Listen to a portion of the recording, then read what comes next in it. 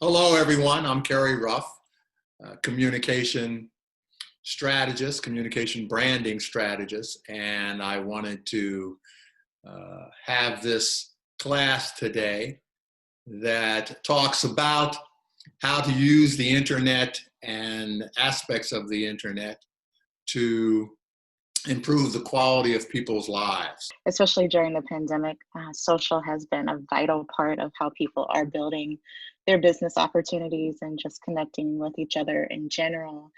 But my background is social strategy and also journalism. So I've had the benefit of covering small business and entrepreneurs for different publications, and then also working with an agency and Fortune 500 companies building B2B, so business to business social strategy, where the aim is not just for likes, but it's for you to actually convert that activity into financial gain and profit.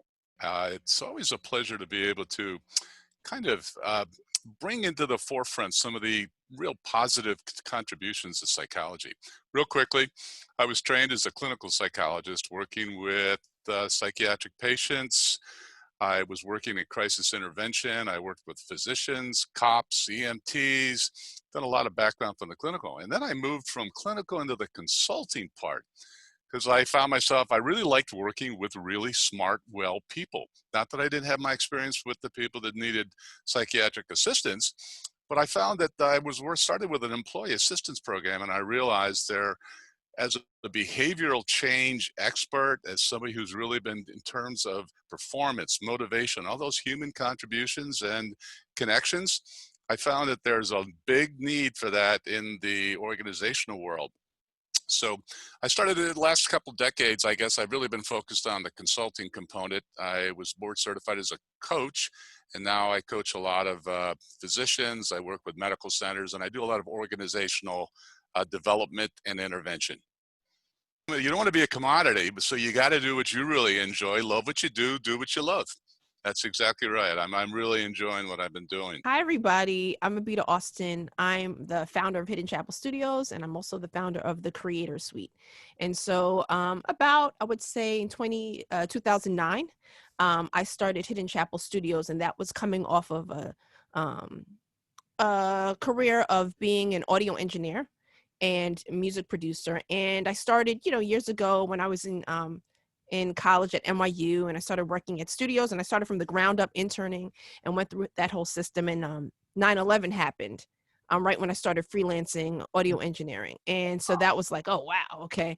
I was working with different major labels, and I'm sure Kerry Ruff wants me to name drop. And I worked with artists like Common and Christina Aguilera. After 9/11, the whole world changed. The music industry changed. A lot of businesses went out of business. A lot of studios went out of business. And so we had to be more proactive. And this is where the entrepreneurship piece started to develop in me, where I realized that nobody told me this when I went to NYU, but the profession that I signed up for required me to be an entrepreneur.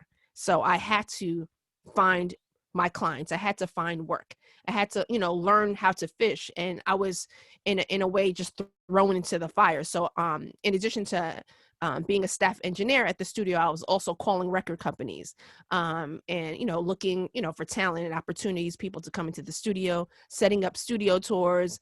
I was editing and putting together flyers and learning Photoshop. And this is all while doing the job of an engineer, right? But it was a small studio, and you just had to, you had to chip in and make it work, because if people didn't come in, you could not work and then get paid, even though you were, salaried to an extent. So that was when I first started to begin my path in entrepreneurship. I didn't know what it was called. I didn't realize what I was doing. And then who comes into the studio is a man named Andre Taylor, which is how I know Kerry. And he is an entrepreneur, and he's a business coach. And he was, recording an audiobook, and he was speaking about the natural entrepreneur. And what's another Andre Taylor title? You Can Still Win. You Can Still Win. I recorded that audiobook, and it was so intriguing. I was like, wow. I never, my father is an entrepreneur of sorts, but I never really you know, I just never was what's the word, bathed in this type of consciousness or this type of mindset. And so when I was hearing Andre talk, I was like, wow, this is really resonating. Like there's a part of me that's very self-determined. And are you going to say something, Carrie? Yeah, what your definition is an entrepreneur? My definition of an entrepreneur? Yes. What is my definition? Yes. I would say it's somebody who is self-determined and a creative opportunities and has over time or has learned the skill of monetizing those ideas.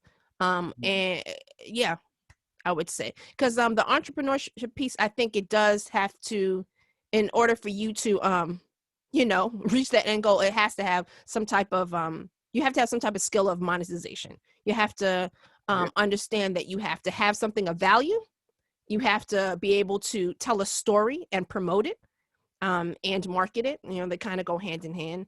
I would say, what would marketing is like the setup to the sell, you know? And so, and then you have to. Could you have done this without the internet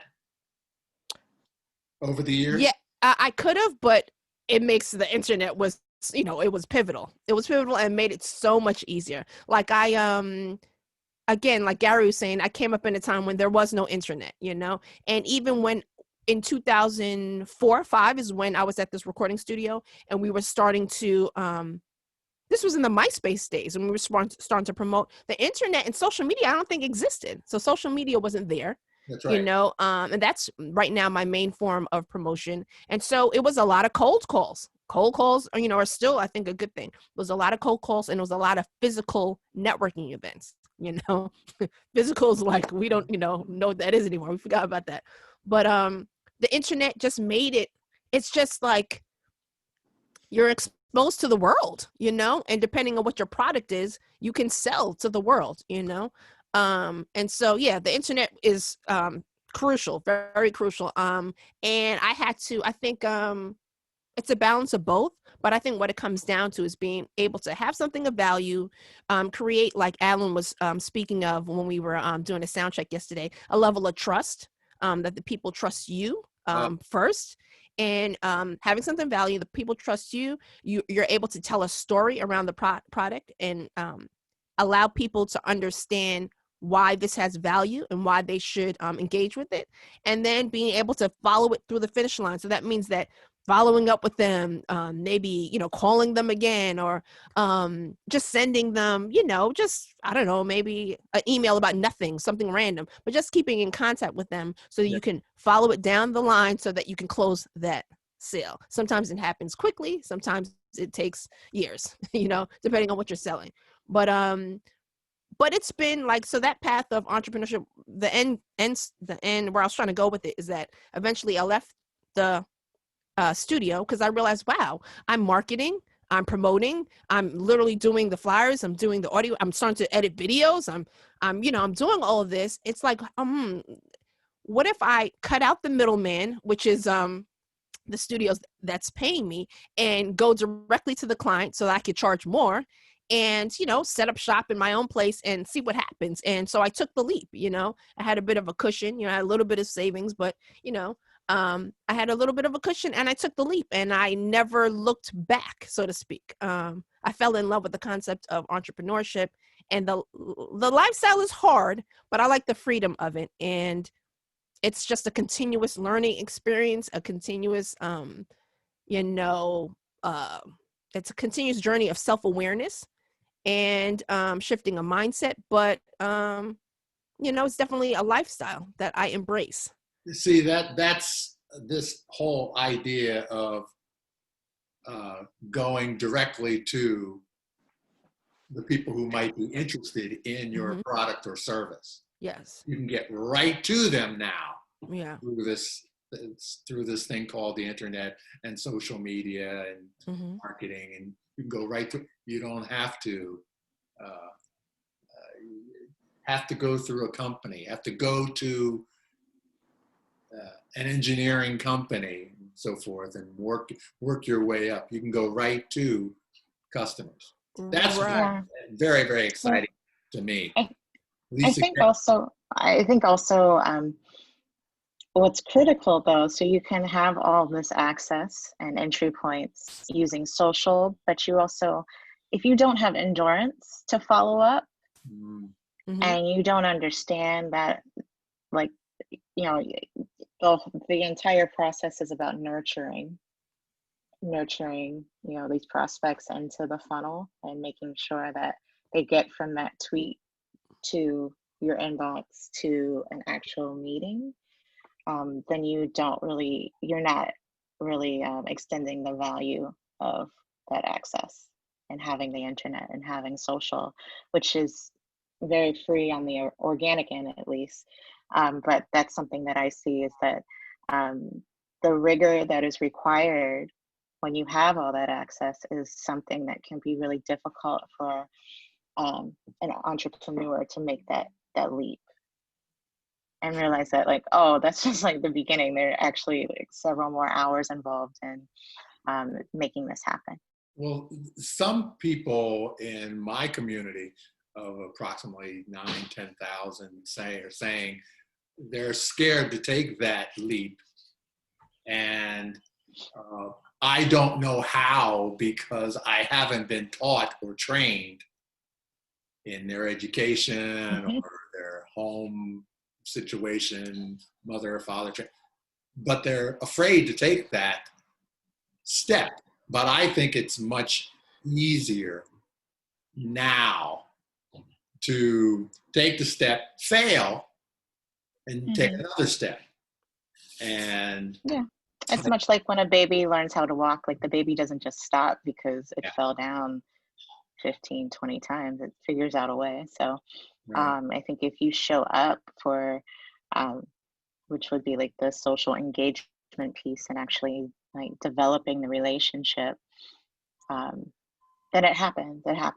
Like, you learn what your strengths are and you sort of optimize those areas and secure those deals and secure those. Yeah, it's not overnight. It's certainly not overnight. No. I think I would also tell the people who tell you that is like, and Gary Vee talks about this a lot, is self-awareness. Not everybody is an entrepreneur. And, you know, it might be something where they're just not entrepreneurs. They just want to work for somebody else and have that sort of quote unquote security, which, you know, that's relative to me. But, and that's okay. That's great. You know what I mean? That's fine. And there are folks who are, you know, buying homes and boats and all that from, you know, just working for a certain amount of years and their pension, their retirement and all that good stuff, investments. But, and so that might not be the thing. The other thing they might want to look at is that, are they really passionate about that thing that they're trying to sell, you know? Because they just might not be into it. That might be the thing that's making them have this, you know, apprehension to wanting to start. See, I feel you don't have to. You don't have to. And when you say entrepreneur, we're not saying entrepreneur in this class. We're saying take your ideas, take your service, take your brand, and get it out there. Just get it out there. But yeah, you don't have to leave your job and all this other kind of stuff. The artist that did the drawing for me with Obama and Tony Robbins and myself, she works and has a job and then also does this on the side and brings in income on the side. I call it, you know, doing side art projects.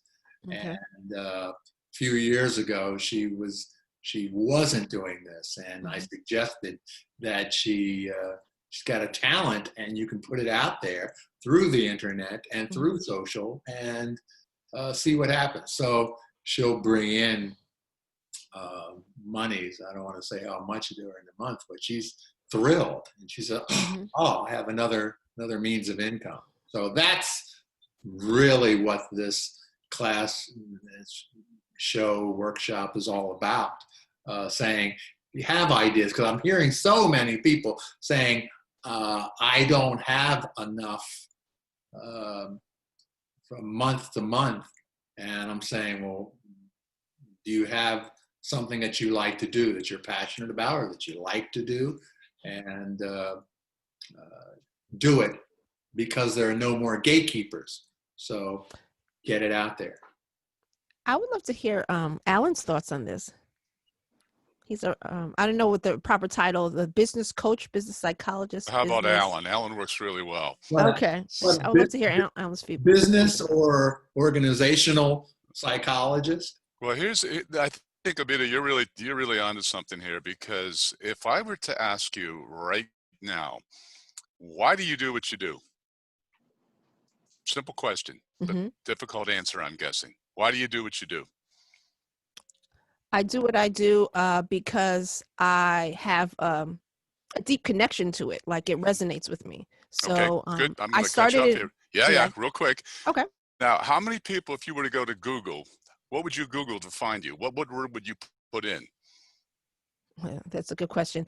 I do have two businesses, so I'll just think about the Hidden Chapel Studios. I would do audio video production. Okay. Now, if you Google that, how many hits would show up? Oh, probably gazillion. And the next question is, where am I? No, Okay. that's not my next question. Okay. See, what you're talking about, being able to do this, and this is where the psychology comes in, because, see, at this point, if you were to just look at sheer numbers, and this is why I still think you have to go back to the big fish, little pond, little fish, big pond, because ultimately, if you were to look at all the numbers, you might, and I'm not being derogatory here, might be considered a commodity, right? I mean, just under that term, right? So if you're just a commodity, you've either got to rise to the very top, search engine optimization, all the things, and yet that's not necessarily where a lot of people are going to be. And a lot of my clients are struggling with this. So the question is, what gets you through those periods when you're not getting snowballed with offers and interest and consultation opportunities?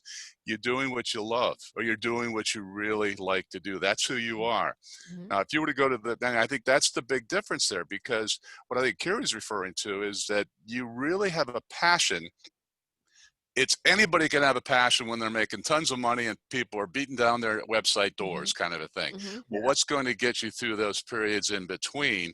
And I think if you can get something that you can really feel is available and also of value, you have to bring some value, because no matter how much you put out there, you could, just like Gary, whatever his name said, you can be on 30,000 websites, and if you don't have value, people aren't going to be able to respond. Right. So I think what you're talking about is you got to do what you love. Yeah. I think, like, working in social, it's always a tough sale. So, like, you're a shared resource typically on teams. When people want to reduce the budget, which many people want to do right now, they're like, we don't really need those tweets.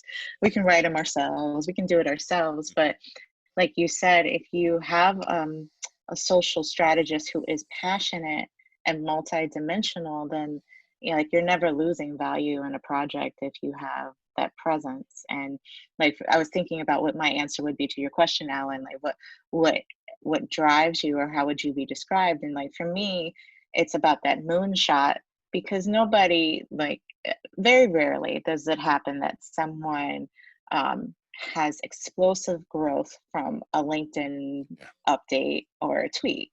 But like, that's my job to believe in it and see, like you were saying, I think, Carrie, you mentioned it could take years. So, I still believe in that.